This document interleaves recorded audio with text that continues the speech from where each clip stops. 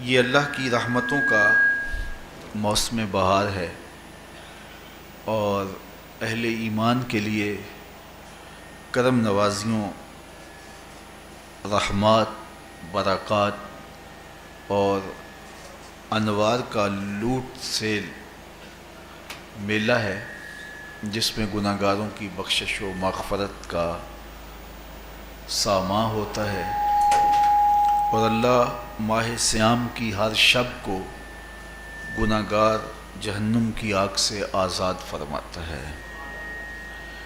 یہ بابرکت مہینہ اپنے دامن میں اتنی برکتیں لیے ہوئے جلوہ گر ہوتا ہے کہ رسول کریم صلی اللہ علیہ وآلہ وسلم نے ارشاد فرمایا، اگر لوگوں کو پتہ چل جائے کہ رمضان میں کیا ہے تو وہ آرزو کریں کہ پورا سال ہی رمضان رہے۔ اتنی برکتیں اور اتنی رحمتیں اللہ نے اس مبارک مہینے کے دامن میں ڈال دی ہیں۔ میں نے جو آپ کے سامنے آیت کریمہ تلاوت کی ہے، اس میں بھی اس مفہوم کو بیان فرمایا گیا کہ اے ایمان والو، تمہارے اوپر روزے فرض کیے گئے ہیں جس طرح تم سے پہلوں پہ فرض کیے گئے تھے۔ یا ایھا الذین آمنوا کتب علیکم الصیام کما کتب علی الذین من قبلکم۔ کیوں فرض کیے گئے؟ وجہ کیا ہے؟ لعلکم تتقون، تاکہ تم متقی بن جاؤ، تم پرہیزگار بن جاؤ۔ تو روزے کی فرضیت کا نتیجہ تقوی کا حاصل ہونا ہے، اتقاء کی دولت کا نصیب ہونا ہے۔ تو اس آیت کریمہ میں تین چیزیں بیان کی گئی۔ سب سے پہلی، اے ایمان والو، تمہارے اوپر روزے فرض کیے گئے۔ پھر دوسری بات، جس طرح تمہارے سے پہلوں پہ فرض کیے گئے۔ اور تیسری بات، تاکہ تمہیں تقوی کا نور نصیب ہو، تمہیں اتقاء کی دولت نصیب ہو۔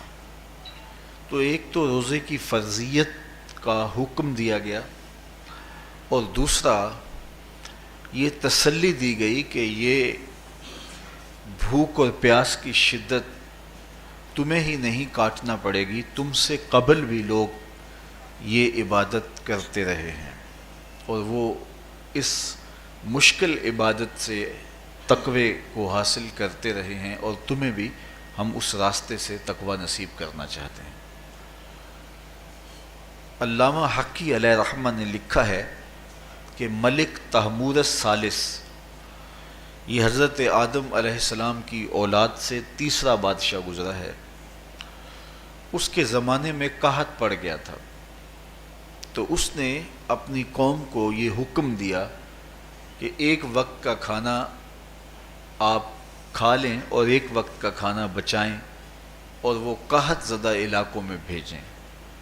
تو قوم نے اس حکم کو بصر و چشم قبول کیا اور ایک وقت کا فاقہ کاٹ کے اپنے ان بھائیوں کے لیے وہ کھانا بھیجتے جو قحط میں مبتلا تھے۔ قوم کی یہ ادا اللہ کو پسند آ گئی اور وقت کے نبی پر وحی کی گئی کہ تمہارے اس عمل کو ہم عبادت قرار دیتے ہیں۔ تو حضرت آدم علیہ السلام کے بعد متصل ہی یہ عبادت فرض کی گئی، اور پھر جتنی بھی ملتیں، قومیں اور امتیں آئیں، ان میں روزے کی تحسین کی گئی اور روزے کی تلقین کی گئی۔ پرانی جتنی بھی کتابیں ہیں، اناجیل ہیں، تورات ہے، اس میں روزہ داروں کی تعریف موجود ہے۔ اور حضور علیہ السلام جب اس دنیا پہ تشریف فرما ہوئے تو آقا کریم روزے کی فرضیت سے پہلے بھی روزے رکھتے تھے۔ ویسے روزہ سن 2 ہجری کو فرض ہوا ہے، شعبان المعظم کے مہینے میں، لیکن اس سے قبل بھی ایام 20 کے حضور روزے رکھتے تھے، اور اس کے علاوہ بھی مختلف ایام میں اللہ کے محبوب روزے رکھتے تھے۔ روزے کی فرضیت کے بعد حضور علیہ السلام کی زندگی میں کل 9 رمضان آئے ہیں، جس میں 7 29 کے تھے اور 2 30 کے تھے۔ یہ بات ذہن میں رکھیے گا کہ روزے 29 ہوں ثواب پھر بھی 30 کا ہی دیا جاتا ہے. تو زیادہ تر جو رمضان المبارک کے مہینے ہوتے ہیں وہ 29 کے ہوتے ہیں، 30 کے کم ہوتے ہیں. حضور کی زندگی میں 9 میں سے 7 جو ہیں وہ 29 کے ہوئے ہیں اور 2 30 کے ہوئے ہیں، تو ثواب پورے 30 کا ہی ہے. بعض لوگوں کو زیادہ ہی مسئلہ ہوتا ہے، 29 ہو جائیں تو یہ اللہ کا کرم ہے کہ روزہ رکھنا بھی نہیں پڑا اور 30ویں کا ثواب بھی مل گیا، لیکن وہ شور مچا دیتے ہیں کہ یہ روزہ کھا گئے ہیں. میرا نہیں خیال کہ کسی کو اپنے ذمے اتنی بڑی امت کا بوجھ لینے کی پریشانی ہو اور وہ خام خواہ ایک روزے کے لیے پوری امت کا بوجھ اپنے کندھوں پہ ڈال لے. تو 29 روزے ہوں یا 30 ہوں، اللہ ثواب پورے 30 کا ہی عطا کرتا ہے. روزہ اللہ تعالیٰ جل شانہ کی رضا اور اس کی محبت کے حصول کا ذریعہ ہے، اور اس کا عملی نتیجہ جو اس آیت کریمہ میں بیان کیا گیا وہ تقوی ہے. لعلکم تتقون. روزہ اس لیے فرض کیا گیا کہ تمہیں تقوی نصیب ہو جائے، اتقاء کی دولت نصیب. اب سوال یہ ہے، کیا تقوی بھوک اور پیاس سے حاصل ہوتا ہے؟ پیاس کاٹنے سے، بھوک کاٹنے سے کیا تقوی نصیب ہو جاتا ہے؟ صبح سے لے کر شام تک روزہ رکھنے کی تلقین کی گئی. یہاں ناروے میں اور مختلف ممالک کے اندر 20 گھنٹے کا روزہ ہے، اور ہمارے بھی یہاں 16-17 گھنٹے مسلسل شدت کی گرمی میں بھوک اور پیاس کاٹنا ہوتی ہے. اتنا طویل دورانیہ جو بھوک اور پیاس کاٹی ہے، اس کا مقصد رزق بچانا نہیں ہے، بلکہ وَيُزَادُ فِيهِ رِزْقُ الْمُؤْمِنِ. ماہ سیام میں مومن کا رزق بڑھ جاتا ہے. آپ اپنا بجٹ دیکھ لیجئے، باقی مہینوں کی نسبت ماہ سیام میں آپ کے اخراجات زیادہ ہوتے ہیں اور کشادگی ہوتی ہے. تو یہ کوئی خوراک بچاؤ مہم نہیں ہے، بلکہ رزق تو بڑھ جاتا ہے، لیکن اس کے باوجود 20 گھنٹے، 17 18 گھنٹے پیاس اور بھوک کاٹنا، اس کا کوئی مقصد ہے تو وہ مقصد قرآن نے بیان کیا کہ اس کے نتیجے میں تمہیں اتقاء کی دولت ملے گی، تمہیں تقوی کا نور نصیب ہوگا. سوال یہ کھڑا ہوا، کیا بھوک اور پیاس کاٹنے سے تقوی مل جاتا ہے؟ تو اس کو سمجھنے کے لیے ایک مختصر تمہید سمجھنا ہوگی، اور وہ یہ کہ ہمارے 2 دشمن ہیں جو ہمیں جادہ مستقیم سے ہٹانے کے لیے دن رات کوشاں ہیں. ایک شیطان اور دوسرا نفس. یہ 2 دشمن ہیں جو ہماری متاع عمل، ہمارا خلوص، ہماری للہیت، ہمارا باطن لوٹنے کے لیے ہر وقت مستعد اور فعال رہتے ہیں.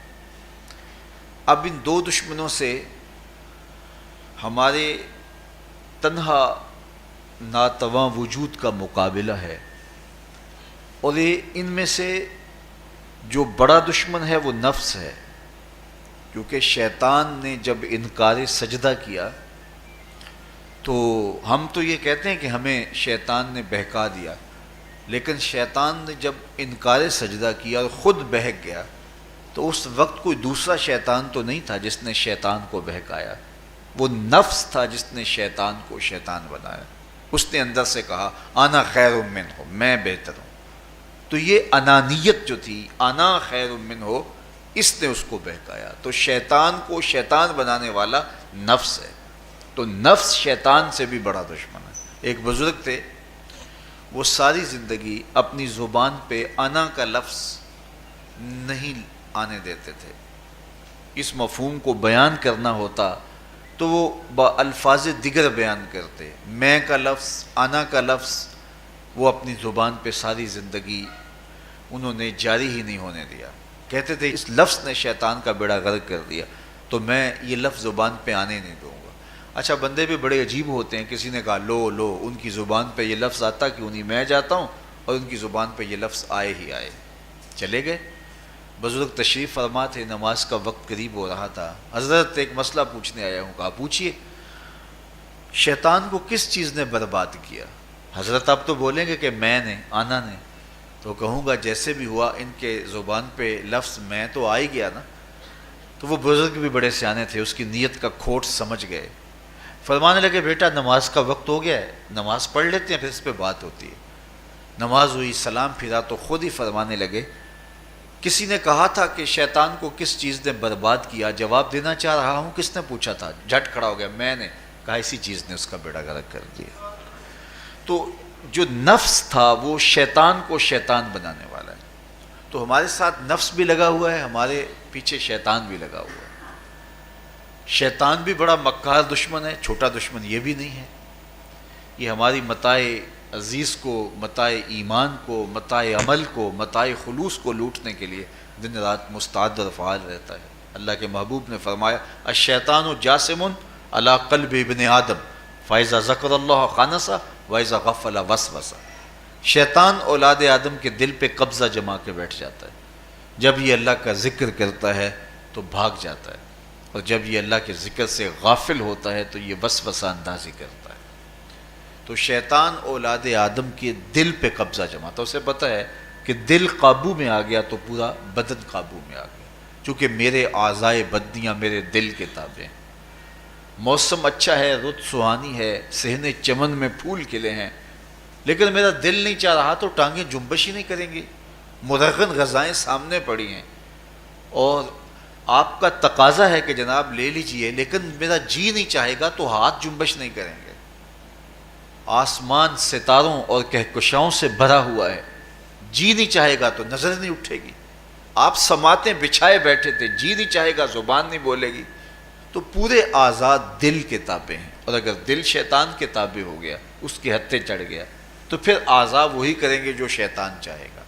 اور اگر یہ دل مالک کی محبت سے سرشار ہوگا تو پھر دل جو چاہے گا وہی اعضاء کریں گے. تو دل اللہ کی نافرمانی کی چاہت ہی پیدا نہیں ہونے دے گا، تو اعضائے بدنیاں کا رخ بھی اللہ کی رضا کے حصول کے لیے ہوگا. تو شیطان بھی قبضہ دل پہ جماتا ہے اور دل کو قابو میں کر کے حضرت انسان کا بیڑا غرق کرتا ہے. اللہ تعالیٰ کا کرم یہ ہوا اذا جاء رمضان سلسلۃ الشیاطین. اللہ کے محبوب علیہ السلام ارشاد فرماتے ہیں جب ماہ صیام آتا ہے تو شیاطین جکڑ دیے جاتے ہیں، جنت کے دروازے کھول دیے جاتے ہیں، جہنم کے دروازے بند کر دیے جاتے ہیں. اب ہمارے دو دشمن تھے، ایک نفس اور دوسرا شیطان. دونوں کے مقابلے میں ناتواں اور کمزور جان کو مقابلے میں آنا پڑتا تھا. لیکن جب ماہ صیام آیا، یہ ماہ انور آیا، تو ہمارے دو دشمنوں میں سے ایک دشمن باندھ دیا گیا. اب ہمارا مقابلہ صرف ایک دشمن سے رہ گیا. دیکھیے ماہ رمضان آتا ہے تو مسجدوں کے در کشادہ ہو جاتے ہیں، لوگوں کا رجحان دین کی طرف ہوتا ہے. جو 5 نمازیں بھی نہیں پڑھتے ہوتے ان کو تراویح میں بھی کھڑا ہوتا دیکھتے ہیں. اہتمام ہوتا ہے، نیکی کا، صدقہ و خیرات کا ماحول پیدا ہوتا ہے. ایسا کیوں ہے کہ شیطان بند گیا؟ لیکن اس کے باوجود نظر بھٹک رہی ہے، خیالوں میں آوارگی ہے، اور رشوت کا بازار گرم ہے. کیوں؟ کہ ابھی نفس موجود ہے. تو نیکی کا جو ماحول پیدا ہوا یہ شیطان کے بند جانے کی وجہ سے، اور برائی کا ماحول اب بھی موجود ہے یہ نفس کے موجود ہونے کی وجہ سے. تو ہمارے دو دشمن ہیں جو ہمیں جادہ مستقیم سے ہٹاتے ہیں، ایک شیطان اور دوسرا نفس. اب جب ماہ صیام آیا تو شیطان باندھ دیا گیا. اب ہمارا مقابلہ صرف نفس سے ہے، اور یہ نفس شیطان سے بھی بڑا دشمن ہے. شیطان کو شیطان بنانے والا نفس ہے، اور وہ ہمارے ساتھ جڑا ہوا ہے. ماہ صیام میں شیطان تو بند گیا لیکن نفس نہیں بندھا. اب ہمیں اپنے نفس کو کمزور کر کے اور اپنی فتح حاصل کرنی ہے اور تقوی کی منزل کو پانا ہے. اب شیطان تو اللہ نے باندھ دیا، اب نفس کو کیسے باندھیں؟ تو آئیے نفس کی بندش کیسے ہوگی یہ کسی ایکسپرٹ سے پوچھیں گے کہ یہ کیسے اس کو باندھیں گے، اس کو کیسے قابو میں کریں گے. تو کسی ایسے شخص سے پوچھیں جو اس شعبے کا ماہر ہو. تو علامہ اقبال کے مرشد ملا جلال الدین رومی علیہ رحمہ کہتے ہیں آؤ تمہیں میں ایک معالج کا پتہ دیتا ہوں جو تمہیں اس بیماری کا علاج بتائے گا. اور اس کی بندش کے طریقے بتائے گا۔ شیخ رومی علیہ رحمہ فرماتے ہیں ہفت شہر عشق را اتار گشت ما ہنوز اندر خم یک کوچام۔ عشق کے 7 شہر شیخ فرید الدین اتار گھوم چکے ہیں، اور میرے جیسا شخص عشق کے پہلے شہر کی پہلی گلی کے کونے پہ کھڑا ہے۔ اب اندازہ کیے کہ جن کا پتہ حضرت ملا جلال الدین رومی دے رہے ہیں وہ کس بلند مرتبے پہ فائز المرام ہے۔ فرمایا کہ وہ عشق کے 7 شہر گھوم چکے ہیں اور میں پہلے شہر کی پہلی گلی کی نکر پہ کھڑا ہوں۔ اب شیخ فرید الدین علیہ رحمہ سے پوچھئے کہ شیطان تو بند گیا، اب نفس کا وبال ہمارے اوپر پڑ رہا ہے اور ہم اس کے باوجود ماہ صیام کے اندر گناہوں میں منہمک ہیں، تو ہمیں بتایا جائے کہ اس نفس کا علاج کیسے کیا جائے، ہمیں آپ کا پتہ بتایا گیا ہے۔ تو شیخ فرید الدین اتار بولے نفس نتواں کشت الا باسے چیز بات گوئم یاد گیرش اے عزیز۔ نفس نہیں مرتا، لیکن اگر 3 اسلحے تیرے پاس ہوں تو یہ ٹھہر بھی نہیں سکتا۔ وہ 3 اسلحے کون سے ہیں؟ خنجر خاموشی و شمشیر جو، نیزائے تنہائی و ترک ہجو۔ خاموشی کا خنجر، بھوک کی تلوار اور تنہائی کا نیزہ، یہ 3 اسلحے ایسے ہیں اگر تو یہ لے کر کے نفس پہ ٹوٹ پڑے تو پھر نفس کا مقابلہ تیرے لیے آسان ہوگا۔ خنجر خاموشی، خاموشی کا خنجر، اللہ کے محبوب علیہ السلام نے فرمایا من صامت نجا، جو خاموش ہو گیا وہ نجات پا گیا، کیونکہ انسان کی زندگی کی زیادہ آفتیں اس کی زبان کی وجہ سے ہیں۔ آپ اپنے گناہوں کا اور میں اپنے گناہوں کا اگر احتساب کروں تو ہمیں سب سے زیادہ گناہ زبان کے ملیں گے۔ آنکھیں بھی گناہ کرتی ہیں، ہاتھ بھی گناہ کرتے ہیں، پاؤں بھی گناہ کرتے ہیں، لیکن سب سے زیادہ گناہ زبان کرتی ہے۔ جھوٹ بھی بولتی ہے، غیبت بھی کرتی ہے، شکوہ بھی کرتی ہے، گالی سب و شتم اور کیا کچھ زبان کے گناہ ہیں۔ اسی لیے اللہ کے محبوب نے فرمایا جو تمہارے 2 جبڑوں کے درمیان ہے یعنی زبان اور 2 ٹانگوں کے درمیان ہے تمہاری پارسائی کی جگہ، تم ان 2 چیزوں کی مجھے ضمانت دے دو، میں محمد تمہیں جنت کی ضمانت دے دیتا ہوں۔ تو انسان کے سب سے زیادہ گناہ زبان کے ہیں اور اس کی پارسائی کی جگہ کے۔ تو اس لیے میرے حضور نے فرمایا من صمت نجا، جو خاموش ہو گیا وہ نجات پا گیا۔ خنجر خاموشی، خاموشی کا خنجر نفس کشی کا ایک مؤثر ذریعہ ہے۔ اور دوسری بات بشمشیر جو، اور بھوک کی تلوار، تو بھوک سے نفس کا مقابلہ کیا جا سکتا ہے، بھوک کی تلوار سے نفس کا سر کاٹا جا سکتا ہے۔ اللہ کے محبوب کا فرمان سنیے یا معاشر الشباب من استطاع منکم الباء فلیتزوج فإنہ اغض للبصر واحسن للفرج فمن لم یستطع فعلیہ بالصوم فإنہ لہ وجاء۔ اے جوانوں کے گروہ، تم میں سے اگر کوئی نکاح کرنے کی طاقت رکھتا ہے تو وہ دیر نہ کرے، فی الفور نکاح کر لے، یہ نظر کا اور پارسائی کا محافظ ہے۔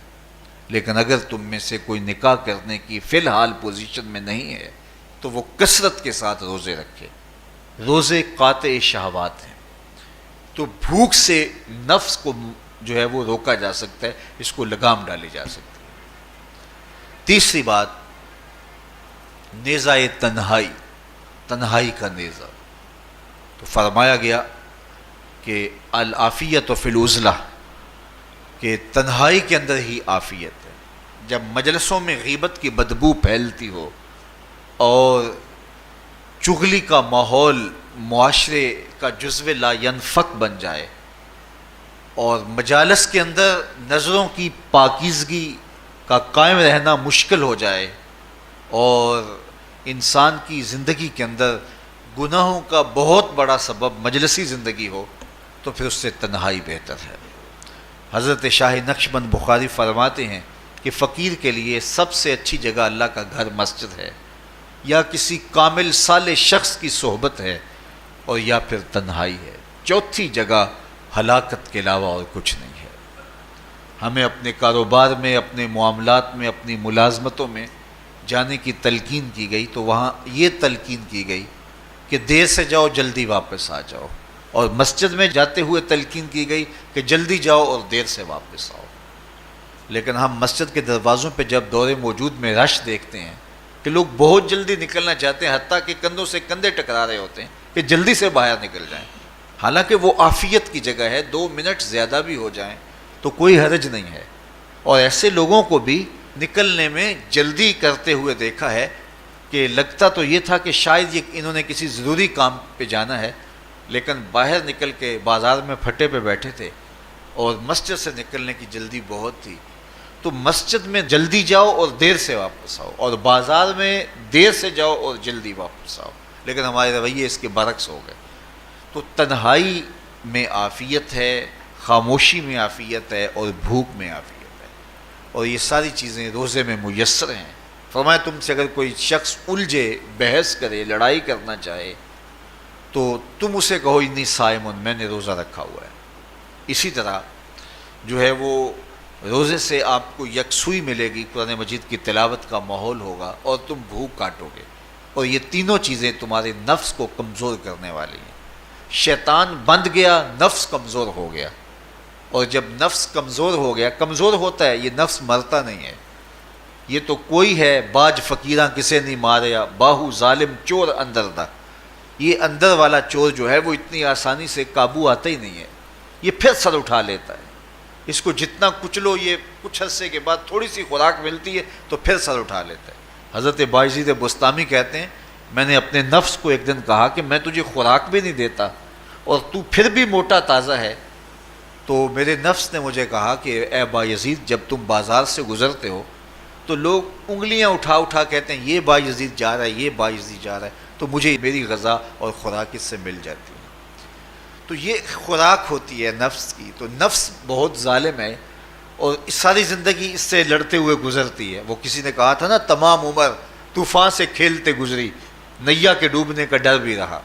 تو یہ ساری زندگی اس طرح ٹکراتے ہوئے سے گزرتی، لیکن جب کمزور ہو جائے تو پھر یہ شیطان کو جو ہے وہ موقع نہیں دیتا ہے۔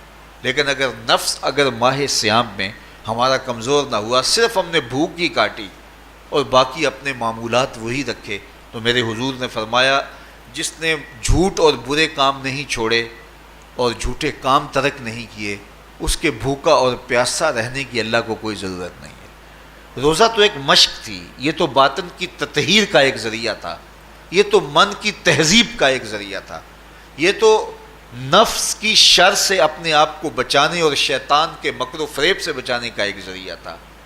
دیکھیے شیطان بند جاتا ہے ماہ صیام میں، حدیث واضح ہے، لیکن نفس موجود رہتا ہے۔ اگر نفس کمزور ہو گیا تو شیطان چھٹ کے بھی کچھ نہیں کرے گا، کیونکہ شیطان باہر کا دشمن ہے، نفس اندر کا دشمن ہے۔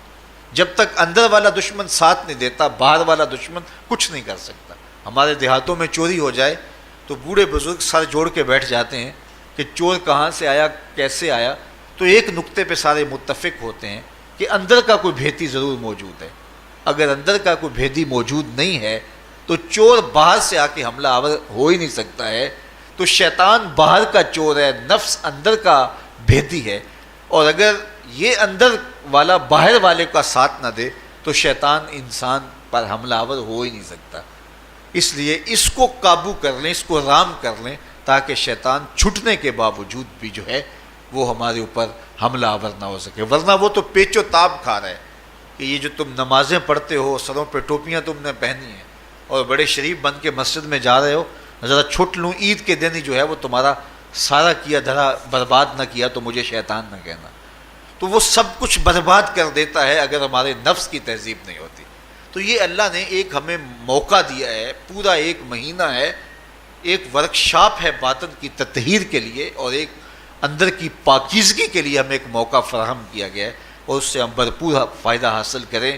قرآن مجید کی کثرت کے ساتھ تلاوت، صلاۃ التراویح میں شمولیت، اور خاموشی کا اختیار کرنا، اور جو ہے وہ اللہ کے ذکر فکر کی طرف متوجہ رہنا اور بھوک کاٹنا، اس کا عملی نتیجہ یہ ہوگا کہ اتقاء کی دولت نصیب ہوگی۔ دیکھیے ماہ صیام میں ہمیں ان کاموں سے بھی روک دیا گیا جو کہ کام جائز تھے، کھانا پینا اور جو ہے وہ اپنی منکوحہ سے جنسی تعلق، یہ تو وہ امور تھے کہ جو جائز تھے، مشروع تھے، لیکن اوقات روزہ میں ان جائز کاموں سے بھی ہمیں روک دیا گیا۔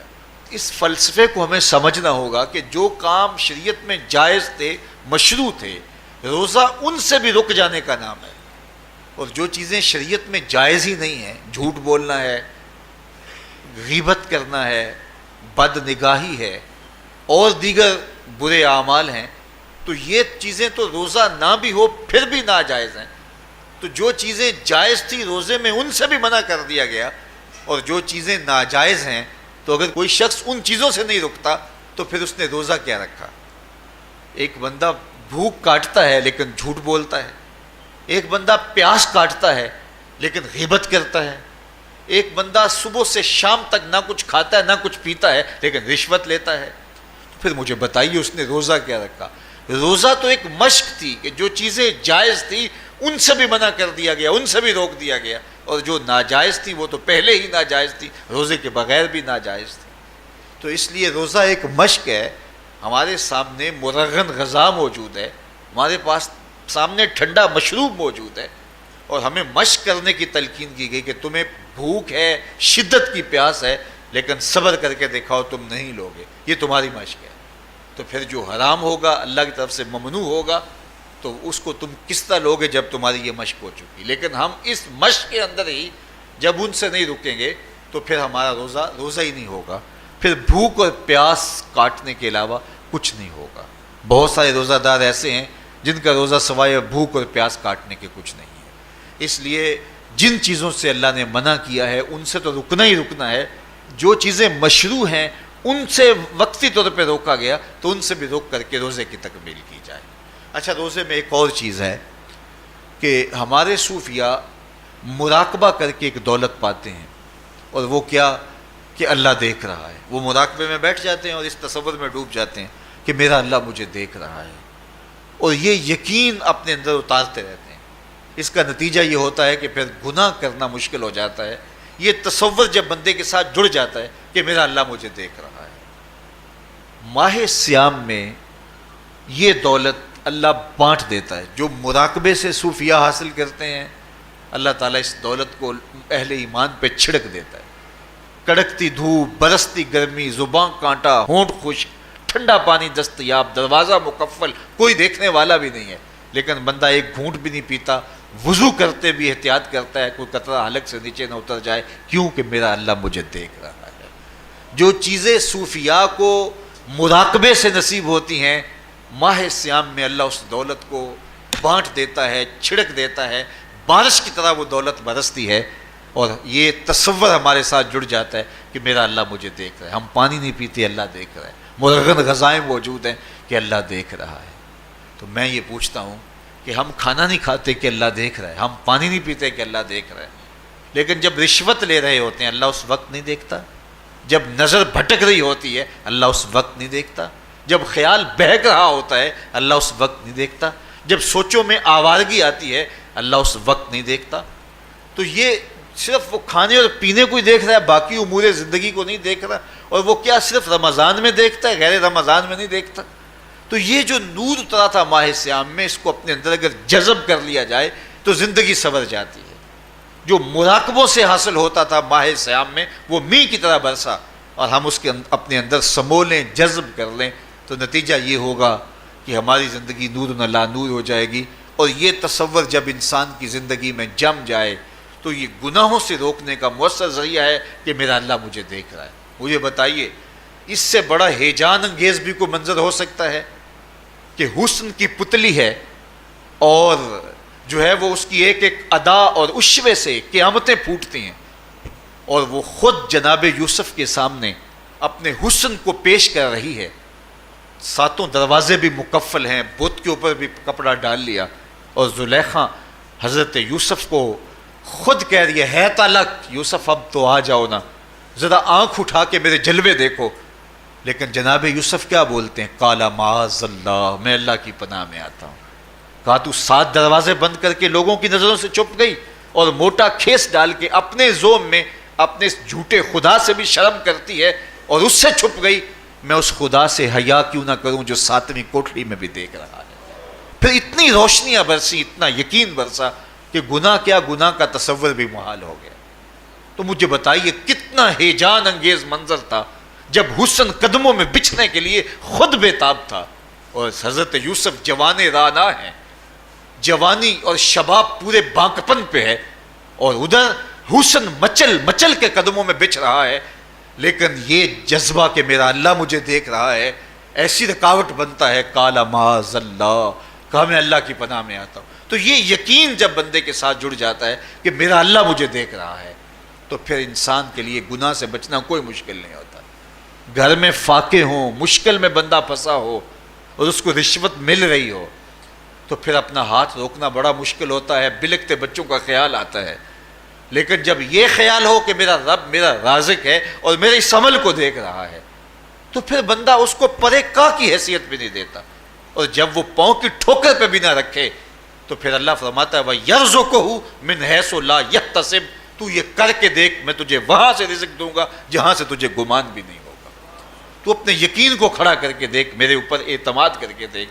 میرے حضور نے فرمایا اللہ پر توکل کرنے کا جو حق ہے اگر تم ادا کرو، وہ تمہیں ایسے رزق دے جیسے پرندوں کو عطا کرتا ہے۔ صبح گھر سے نکلتے ہیں خالی پیٹ ہوتے ہیں، ہمیں تو پتہ ہے دفتر میں جانا ہے، ہمیں تو پتہ ہے دکان پہ جانا ہے، ہمیں تو پتہ ہے فیکٹری میں جانا ہے، ہمیں تو پتہ ہے کہ ہم نے فلاں جگہ جا کے دہاڑی لگانی، لیکن ان کا کوئی کاروبار نہیں ہوتا، کوئی فیکٹری نہیں ہوتی۔ جدھر جی آیا صبح جو ہے وہ اڑان بھر دی، بند توکل پنچھی اڑ دے، خرچ نہ پلے زیرہ ہو، نہ کوئی راس ہے نہ کوئی کاروبار ہے، لیکن کبھی ایسا نہ ہوا کہ شام کو خالی پیٹ آئے ہوں۔ تو کہا اگر تم اللہ پہ توکل کر لو، وہ بھی تمہیں ایسے رزق دے جیسے پرندوں کو رزق عطا کرتا ہے۔ پرندوں میں سے ایک پرندہ ہے ہنس، یہ سچے موتی کھاتا ہے، اور آپ پنساری کے پاس موتی لینے جائیں تو ہزاروں روپے تولے کے ماشے کے حساب سے آپ لیں تو پھر بھی آپ سوچتے ہیں کہ پتہ نہیں یہ خالص دیے یا نہیں دیے۔ وہ اتنے نایاب اور کامیاب ہیں کہ آپ ماشوں اور تولوں میں خریدتے ہیں اور پھر بھی آپ کو شک رہتا ہے کہ یہ خالص ہیں یا کہ نہیں۔ اور ہنس کھاتا ہی وہ ہے، اور دنیا پر ایک نہیں لاکھوں کروڑوں ہنس ہیں، اور روزانہ صبح و شام کھاتے ہیں اور پیٹ بھر کے کھاتے ہیں، اور اللہ انہیں روز عطا بھی کرتا ہے۔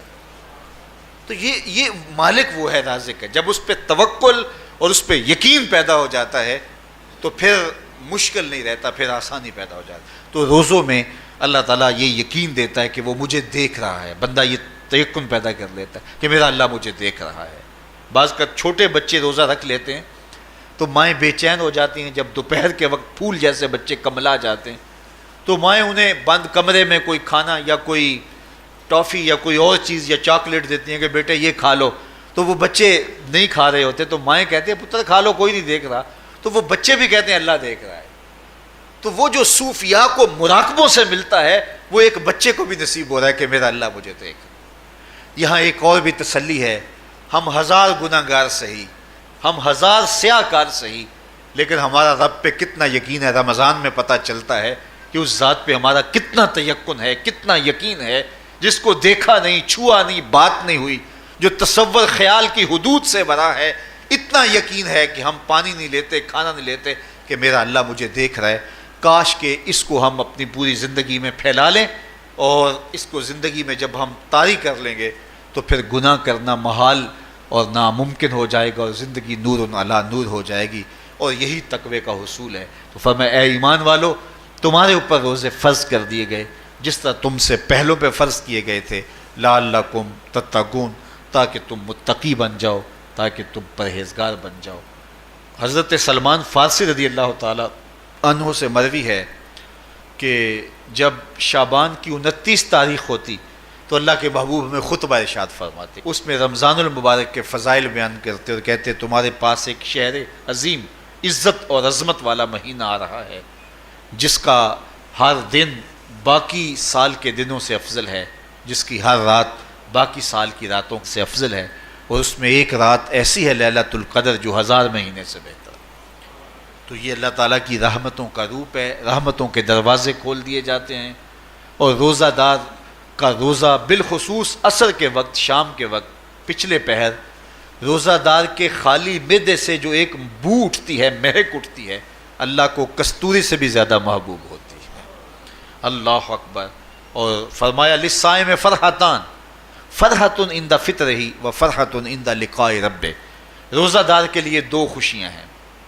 ایک خوشی اسے تب ملتی ہے جب وہ روزہ کھولتا ہے سارے دن کی بھوک اور پیاس کاٹ کے، جب شام کو ٹھنڈا اور میٹھا مشروب اسے ملتا ہے اور وہ مشروب اپنے جو ہے وہ منہ میں ڈالتا ہے، وہ معدے کی طرف اترتا ہے، تو اس کی زبان بولے نہ بولے اس کا ایک ایک انگ اللہ کی تسبیح بول رہا ہوتا ہے اور اللہ کا شکر ادا کر رہا ہوتا ہے. اس وقت اسے ایک عجیب فرحت ہوتی ہے کہ اتنا طویل لمبا روزہ تھا، شکر ہے کہ میرا روزہ تکمیل کو پہنچا. ایک روحانی مسرت، پھر روزہ کھلنے کے وقت اس کو بدنی مسرت. تو ایک فرمایا اس کو فرحت تب ملتی ہے جب وہ روزہ کھولتا ہے. وَفَرْحَةٌ عِنْدَ لِقَاءِ رَبِّ، اور دوسری فرحت اسے تب ملے گی جب روزے کے صلے میں اللہ اپنے رخ سے پردہ ہٹا دے گا اور اللہ اپنا دیدار عطا فرمائے گا. تو یہ روزے دار کے لیے خوشیاں ہیں. تو خوش نصیب ہیں وہ لوگ جو ماہ صیام کے روزے پورے خشوع و خضوع کے ساتھ رکھتے ہیں اور اس کی برکتوں سے مالا مال ہوتے ہیں. ورنہ بعض لوگ میں نے ایسے بھی دیکھے ہیں وہ چھوٹی چھوٹی بیماریوں کا بہانہ بنا کے روزہ ترک کر دیتے ہیں اور انہیں حوصلہ ہی نہیں پڑتا روزہ رکھنے کا. چونکہ الصوم نصف الصبر، روزہ آدھا صبر ہے. میں سمجھتا ہوں، میں شوگر کا مریض ہوں اور 4 سے 5 گھنٹے اگر مجھے کچھ کھانے کو نہ ملے تو میری طبیعت میں ایسا اضطراب اور بے چینی پیدا ہو جاتی ہے کہ میں گھر والوں سے الجھنے کی کیفیت میں بھی آ جاتا ہوں. لیکن ماہ صیام میں 20 گھنٹے بھی کاٹ لیتا ہوں، لیکن میری طبیعت پہ کوئی بوجھ اس لیے نہیں ہوتا کہ میں اللہ کی رضا کو اپنے ذہن کے ایک ایک گوشے میں رکھے ہوئے ہوتا ہوں. تو یہ آدھا صبر ہے، یہ صبر سکھاتا ہے. اور پھر روزے سے جب ہم بھوک کاٹتے ہیں تو غربا، مساکین، وہ لوگ جو بیچارے بھوک اور پیاس کاٹ کے زندگی گزارتے ہیں، ان کا بھی ہمیں خیال آتا ہے کہ ہمیں تو اپنے اختیار سے چند لمحوں کے لیے بھوک کاٹنی پڑی تو اس کی کلفت اور اس کی اذیت اتنی ہے. تو جو شخص مجبوری کی وجہ سے کاٹتے ہیں اور ان کے بلکتے بچے ان کے سامنے ہوتے ہیں تو پھر ان کا عالم کیا ہوگا. تو اس سے پھر صدقہ اور خیرات کا ماحول پیدا ہوتا ہے اور ہم غربا کو اپنے ساتھ خوشیوں میں شریک کرتے ہیں. اللہ تعالیٰ جل شانہ ہمیں ماہ صیام کے روزے، صلاۃ التراویح، دیگر صالح اعمال کی توفیق دے. وآخر دعوانا ان الحمد للہ رب